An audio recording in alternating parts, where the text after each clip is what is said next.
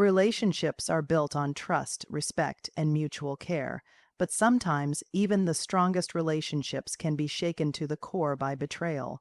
While forgiveness is a virtue, there are certain betrayals that go beyond repair, acts that shatter the very foundation of love and trust. Today, I want to talk about three specific betrayals in a relationship that should never be forgiven, because forgiving them means compromising your self-respect, mental well-being, and emotional safety. Forgiving the unforgivable doesn't make you noble, it can make you vulnerable. If someone breaks your trust in these critical ways, it's not just a mistake. It's a red flag waving high, warning you to walk away before more damage is done. Let's explore the three betrayals you should never forgive and why they deserve a hard boundary. Cheating in a relationship is already a devastating blow to trust. It's the violation of one of the most sacred agreements between two people, that of loyalty and emotional safety. But what makes infidelity even more unforgivable is the deception that usually comes with it. It's not just about the physical betrayal, it's about the lies, the cover-ups, the gaslighting, and the double life that erode the very foundation of trust. Imagine opening your heart to someone, believing they are being honest with you, sharing a life, dreams, and future together, only to find out that they were hiding an entirely different reality behind your back. When someone cheats and lies about it again and again, they're not just making a mistake. They are making a choice every single day to deceive you, to manipulate the truth, and to let you live in ignorance while they satisfy their own desires at your emotional expense. What's worse is when the cheating partner turns the blame around, accusing you of being paranoid, too insecure, or overthinking things, all while they're actively betraying your trust. That kind of emotional manipulation doesn't just hurt, it rewires how you think, how you feel, and how safe you believe you are in a relationship. You start questioning your intuition, your worth, and even your sanity. Cheating with deception is a betrayal that hits multiple layers. It's the breaking of trust, the emotional manipulation, the disrespect, and the slow, painful dismantling of your self-esteem. When someone can look you in the eye and lie day after day while pretending to love you, what they're really saying is, your feelings don't matter and your trust is something I can play with. And that kind of betrayal, that's not something you should forgive, not because you're cold or bitter, but because you deserve better. Better than someone who looks at your loyalty and responds with lies. Better than someone who turns love into a game where only they get to win. In every healthy relationship, both partners should feel free, free to be themselves, free to speak openly, and free to grow as individuals and as a couple. But emotional manipulation is the quiet killer of that freedom. It's a subtle, creeping poison that can make even the strongest, most confident person feel small, confused, and constantly on edge. Emotional manipulators don't always yell or raise their hands. Instead, they twist words, they use guilt as a weapon. They make you feel like you're the problem, even when your concerns are valid. It often starts small. They might ignore your feelings during a disagreement and tell you you're being too sensitive or too dramatic. Then, over time, they might begin to control who you see, what you wear, or even how you express yourself, always under the disguise of love or protection. They might say things like, "I'm only doing this because I care," or "you wouldn't survive without me," when in reality, it's all about power. Emotional manipulation is one of the most dangerous forms of betrayal because it doesn't always look like abuse from the outside. Friends might see smiles in public. Social media might show couple photos and happy moments. But behind closed doors, there's a constant power struggle, a cycle of guilt, confusion, and emotional exhaustion. You start to feel like you're always walking on eggshells, trying to avoid setting them off. Your joy becomes conditional on their moods, and your identity slowly fades into what they need you to be. And let's be clear, manipulation is not love. Love doesn't control. Love doesn't guilt you into submission. Love doesn't make you feel afraid to speak your truth. If someone only makes you feel accepted when you agree with them, when you shrink yourself, or when you silence your needs, that's not a relationship. That's emotional imprisonment. What makes this betrayal so cruel is that manipulators often play the victim. They'll twist the narrative, making you feel like you're the one who's harming the relationship. They'll cry, apologize, and promise to change, only to repeat the same behavior when you let your guard down again. It becomes a cycle of control and confusion, where love becomes more about survival than safety. True intimacy requires vulnerability, but manipulators use that vulnerability against you. They take the parts of you that you trusted them with, your fears, your traumas, your insecurities, and turn them into tools of control. They condition you to doubt yourself so much that, even when you consider leaving, you feel like maybe you're overreacting. That maybe it is your fault, but it's not. There's a unique kind of pain that comes from being disrespected in public by the person who's supposed to protect your dignity the most. In a healthy relationship, your partner should be your safe space, not just in private, but especially when the world is watching. When someone chooses to mock, insult, or belittle you in front of others, they're not just hurting your feelings, they're actively tearing down your self-worth piece by piece in the most visible way possible. Public humiliation is not a mistake. It's a calculated display of dominance, designed to make you feel small while elevating the person doing the damage. It might come in the form of sarcastic remarks, jokes at your expense, criticism disguised as just being honest, or outright insults. Whether it's at a family gathering, among friends, or even on social media, it sends a clear message. Your respect doesn't matter to them. And what's even more damaging is the way they often minimize it afterward. You might bring it up, hurt, confused, maybe even crying, and they'll laugh it off. You're being too sensitive. They'll say, it was just a joke. But it wasn't. It was a choice to put their ego, their entertainment, or their need for control above your emotional safety. When your partner tears you down in front of others, it doesn't just affect your self-esteem. It changes how people see you. It makes friends and family question your strength, your value, and even the health of your relationship. It isolates you because soon you stop wanting to speak up at all for fear of being ridiculed again. You begin to anticipate embarrassment, to brace for it like a storm you can't stop, and over time, that expectation becomes your new normal. Respect isn't optional in a relationship, it's essential, and that respect should be loud. If someone can praise others while constantly criticizing you, if they treat strangers with more kindness than they offer you, that's not someone who values you. That's someone who uses you as a punchline, a target, a way to feel superior. Let's also be clear, this kind of behavior doesn't always start loud. Sometimes it begins subtly, a dismissive comment here, an eye roll there. But it grows. The more they get away with it, the more normal it becomes. And before you know it, your silence starts protecting their behavior instead of protecting your peace.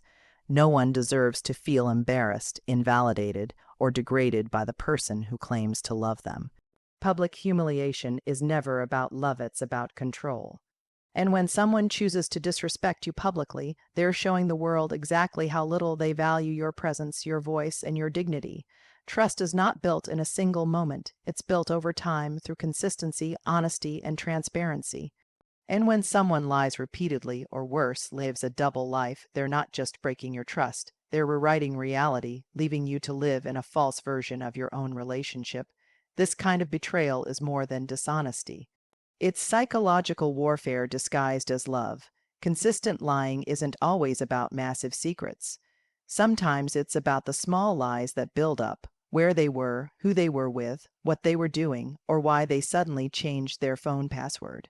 Other times, it's deeper entire relationships hidden behind your back, secret messages, hidden accounts, or financial deception. Every lie, no matter how small it seems, chips away at your ability to feel safe in the relationship. You start to second, guess your instincts, question your memory, and wonder if you're imagining things, when in reality, you're being strategically misled. Living a double life is even more insidious. It's when someone constructs a second identity behind your back, another partner, another lifestyle, or even another family, and while you're giving your all to the relationship, your time, your heart, your loyalty, they're splitting their energy, affection, and truth across multiple fronts. They're essentially living in two worlds while keeping you blindfolded in one. The emotional damage this causes is immense. It's not just the betrayal itself that hurts. It's the realization that someone you trusted deeply was capable of maintaining such a complex lie while pretending to be loyal and present. It makes you question everything. Was any of it real? Were the moments of love genuine, or was it all part of a cover? Lies, especially chronic ones, don't just destroy trust. They destroy reality. You begin to doubt your own perception of events. And that kind of internal chaos can be worse than heartbreak, it's identity erosion. Because when you can't trust the person closest to you, the entire world feels unstable. You stop trusting others. You stop trusting yourself. And here's the harsh truth. A person who lies easily does so because they value their comfort or convenience more than your peace of mind. They would rather preserve their own image than face the discomfort of being honest. And if they can look you in the eye and lie over and over, then apologize only when caught, they're not sorry. They're just sorry you found out. Consistency is key in love, but when the only consistent thing is dishonesty, it's not a relationship, it's a performance. One where you're the only one who doesn't know the script. Every strong relationship is built on the courage to be vulnerable. When we love, we open our hearts. We share our deepest fears, our rawest emotions, our childhood wounds, our insecurities, and the stories we've never dared to tell anyone else. Vulnerability is the ultimate form of trust. It's not weakness, it's the most profound act of strength to say, "Here I am, completely unguarded," and believe that someone will hold that part of you with care. But when that vulnerability is betrayed, when the things you trusted someone with are later used against you, it cuts in a way few other betrayals can. It's a wound that goes beyond the surface because it attacks the very core of your emotional identity. You trusted someone with the most fragile parts of you, and instead of protecting them, they weaponized them.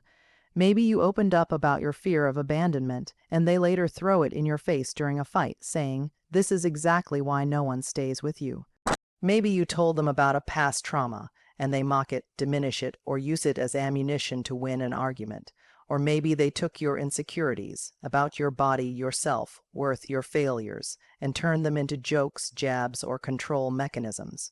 That isn't just disrespect, that is cruelty dressed up in intimacy. This kind of betrayal is especially devastating because it shatters the emotional safety that relationships are meant to provide. You start to think, if I can't even be myself here, where can I be? You begin to close up.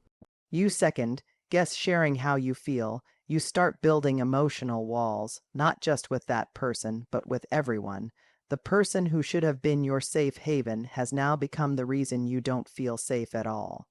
And it doesn't stop there. When someone uses your vulnerabilities against you, they're sending a clear message. Your pain is a tool to me. Your honesty is leverage. That is not love. That is manipulation dressed up as closeness.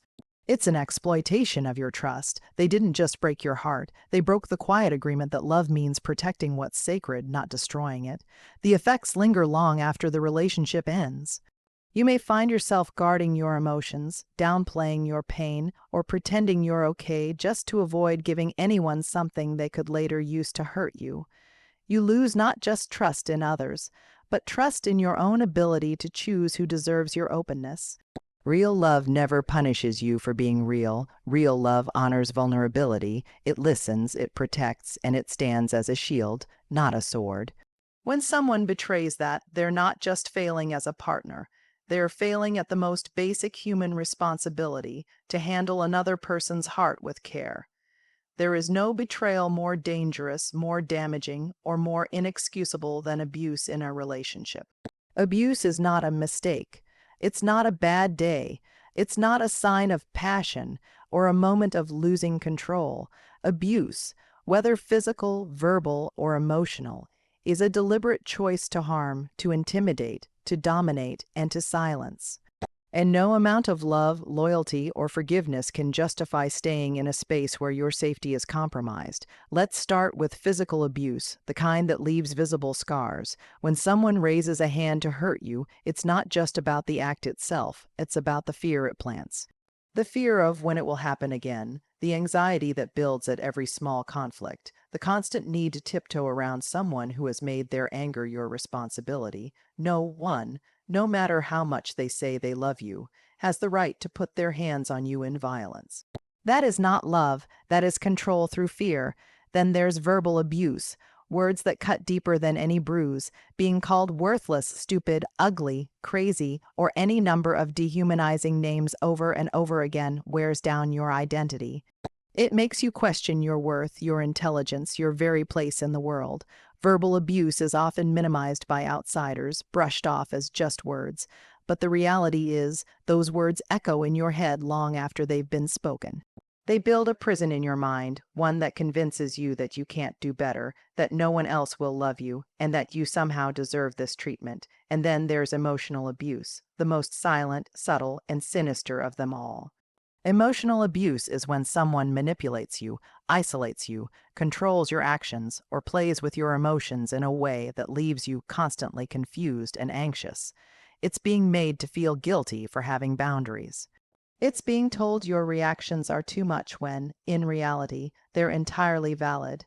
Emotional abusers often twist reality until you no longer trust your own perception. You begin to believe you're the problem, you're too sensitive, you're not trying hard enough. But the truth is, you are being conditioned to accept pain as normal. What all forms of abuse have in common is that they break down the very essence of who you are. They steal your voice, your self-esteem, and your power. And the cycle is always the same: hurt you, blame you, apologize, promise to change, and repeat. It's a loop that keeps you trapped with guilt, fear, hope, and dependency tangled together until you don't even know how to leave. But make no mistake, abuse is not love. It is the complete opposite of love. Love nurtures, love uplifts, love respects. Abuse destroys, and if someone repeatedly chooses to hurt you, whether through hands, words, or manipulation, they are not someone who deserves a second chance.